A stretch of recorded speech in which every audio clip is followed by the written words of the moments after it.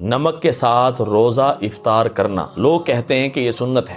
دھیان توجہ سے سن لیں کہ نمک کے ساتھ روزہ افطار کرنا خلاف سنت ہے، سنت نہیں ہے۔ کر سکتے ہیں لیکن سنت کو آپ چھوڑ دیں گے۔ آپ علیہ السلام کس طرح افطاری کیا کرتے تھے؟ آپ علیہ السلام یہ پسند فرمایا کرتے تھے کہ تازہ کھجور کے ساتھ افطاری کر لیں۔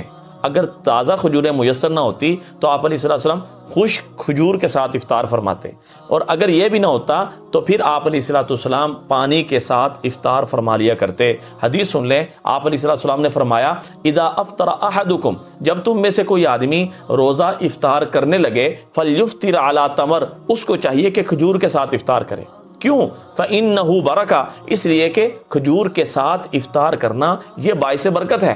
اور بعض لوگ ایسے ہوتے ہیں کہ ان کو کھجور یا کھجوریں میسر نہیں ہوتی، تو پھر اس کے لیے آپ علیہ السلام نے فرمایا فَإِن لَمْ يَجِدْ، جس کو میسر نہ ہو، کھجور حاصل نہ ہو، پھر فَلْيُفْطِرْ عَلَى مَا، اس کو چاہیے کہ پانی کے ساتھ افطار کر لے۔ جو ہمارے بر صغیر کے اندر یہ بات مشہور ہے کہ نمک کے ساتھ روزہ افطار کرنا سنت ہے، یہ سنت نہیں ہے۔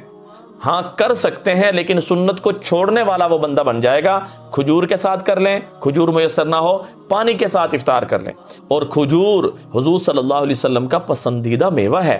حضرت ابراہیم علیہ السلام نے مکہ مکرمہ کی کھجوروں کے لیے برکت کی دعا کی، اور آپ علیہ السلام نے مدینہ منورہ کی کھجور کے لیے برکت کی دعا کی۔ اب قیامت تک مدینہ منورہ کی کھجور اور پھل میں برکت رہے گی۔ کھجور کے ساتھ افطار کرنے کو ترجیح دیں۔